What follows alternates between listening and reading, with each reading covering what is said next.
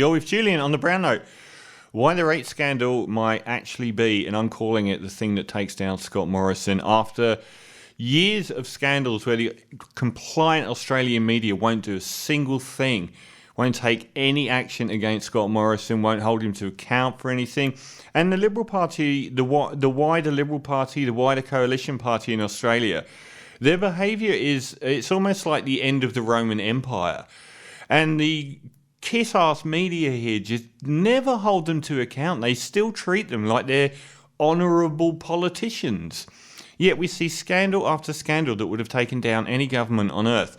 But this one's an interesting one. You see, Mr Morrison is just a little bit of a cynical liar when it comes to not taking ownership of these scandals. Plausible deniability, something he picked up from Mr Howard, and throwing other staff under the bus. But this one could end up biting him really hard. So if you don't know the story, because you've been on Facebook and not in the news, Brittany Higgins was a young staffer who attended an event and got incredibly drunk and was taken back to the government's offices in Canberra, the official government building where the government works, and taken into past security, who noticed that she was too inebriated to talk, by a senior Liberal staffer, the guy that is now accused of 4 rapes. He took her into the office of the Defence Minister. He needed to get the security guard to unlock the door. He went into the room with her, and as far as proving rape goes, the fact that all of this is on CCTV, he left by himself and the security guard went back to check on her, found her unconscious and half undressed. She said, or in a very disturbed state, and she said that she woke up and he was having sex with her. He was halfway through having sex with her. This guy has since been accused by 3 more women. I just seen another one that said that this guy felt her up 2 years previous to this. And I'm weighing up whether to release his name on this show because I don't believe it contravenes any legal things. But some people are saying, oh, it might impact a trial or fair trial or something like that. But why are we keeping his name secret? I'll look into it a bit more before I do, because it is really easy to find out who this guy is. Lots of info on his name online, not many friends coming forward. All of them say that he is your archetypal, entitled Liberal, young Liberal. He went and worked in the health service and so on. So anyway, Brittany Higgins. I'm just trying to make sure. Yeah, Brittany Higgins reported this to her boss. This is in the Defence Minister's office, and the whole thing basically she went to the police 2 days later and reported it once, but didn't pursue it further. She says now that she was pressured not to. It was in the middle of the 2019 election that Scott Morrison won, when no one gave him any chance or knew that he was spending hundreds of millions of dollars of taxpayers' money in marginal seats. And what would the public have thought about a rape scandal exploding? And one happening from a Liberal staffer attacking another Liberal staffer in the offices of government is pretty bad. So it was basically swept under the rug. Now, here's where it gets interesting, because lots of people knew. Now, 2 very senior ministers knew, including Senator Cash, because she basically told her to suck it up. The guy got 2 letters of recommendation from another minister to enter into his new employer, who has let him go in the last day or 2. And her job was moved to Western Australia, thousands of miles away. And it was basically inferred that she needed to keep quiet for the good of the party after being raped. And she has only now, 2 years later, formally pursuing legal action against the guy for rape, which she now says she was dissuaded from doing.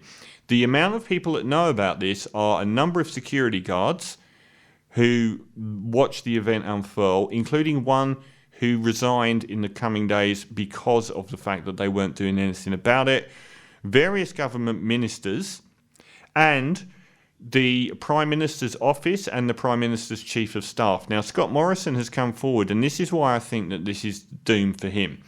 He always lies in a manner where you can't catch him. Now, he has put his name on the line saying that he found out on the 12th of February. As with people like John Howard, the fact that you know he's lying isn't good enough. You've got to be able to prove it. Now, Scott Morrison said that he found out the 12th of February this year, a few days ago. The 3rd of April 2019, there was a text message which has now been published. Spoke to the Prime Minister's office. He was mortified to hear it. On the 4th of April, police interviewed Brittany.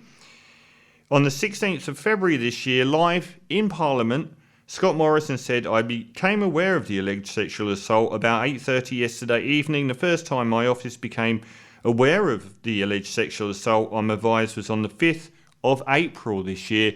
Oh, I'm sorry, I misread that. Apologies. It was the 12th of February. How do you misread the 12th of February and say the 5th of April when there's a text message to your office on the 3rd of April 2019 and the police interviewed her on the 4th of April 2019 and you accidentally say that you first found out about it on the 5th of April? No one believes this. But imagine this is like Scott Morrison, again, he never got held accountable for this. He made the incredible claim that this happens in the business sector.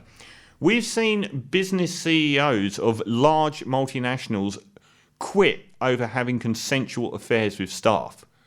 Anything like this, you've got to be kidding me, saying that no one will lose their job. No one in the Liberals has lost their job apart from the racist who got recommended by the Liberals for his next job. None of the politicians who knew have. Now, for him, if you do extrapolate this into the private sector, can you imagine the CEO of a skyscraper in the CBD? There's a rape in the office down the hall from him, like this, in one of his chief manager's offices, like this, where a staff member brings a girl drunk out of her mind who can't consent into the building at night, for no reason, has to get let in by security, has sex in the office, and you don't know. Multiple security know, but you don't know. 2 of your senior managers know, but you don't know. Your chief of staff knows, but you don't know. Her job is moved to Western Australia, but you don't know. Who believes you, Scott Morrison? You liar. You knew. Everyone would have known.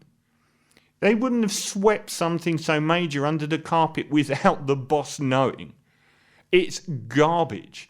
And it's up to the Australian media to stop kissing your backside and actually call you a liar and pin this to you. And I'm waiting for this trail, which has so far got all the way to the Prime Minister's office, to get to you. And what happens when you are finally caught out for lying just once? Now, sweeping this under the carpet has also had the impact that this guy was never prosecuted and has gone on to rape other women. We're acting in the media's acting like this is just another one of those things. This is a rapist that then raped other women because you swept the rape of one of your own staff under the carpet. The culture of misogyny, it seems to go hand in hand, doesn't it? The Liberal Party has a problem with women. We know this. We know the coalition between the Liberals and the Nationals and their other friends have a history of misogyny. And it seems that these things do go hand in hand. They keep rising up. And you can't tell me there's a big difference between Tony Abbott and how the media treated Julia Gillard to prompt her famous speech on sexism and this. It's all part of a systemic culture that seems from a very woman-hating Liberal Party. It seems part of their culture that leads to things like this, that they attract people like this or that they foment them in their views on women, that the women are the property and that they deserve it because, you know, these guys are entitled to it. Look at last year's Four Corners documentary on the ABC, which showed Christian Porter as labelled a lifelong misogynist who goes out at night having risky situations with young female staff members that all the media knows about but doesn't tell us. What this secret shop that they're part of. They don't tell us the news. They know it, but they won't ever do anything. Christian Porter and Alan Tudge were crucified on that documentary for their treatment of women, one of whom suing the government for losing her job. Neither of them lost their job. They're still high and mighty. Christian Porter just destroyed the family court. A guy accused of being a lifelong misogynist that had cheated on 2 wives just destroyed the court to protect women from men like him. That's Australia today. And all of the media are just as culpable. This is what the editor of The Guardian Australia said. We had Lenore Taylor. We had lists that we gave to new women who came to the press gallery of members of parliament who you really should not go and visit in their offices alone. Why didn't you tell other people?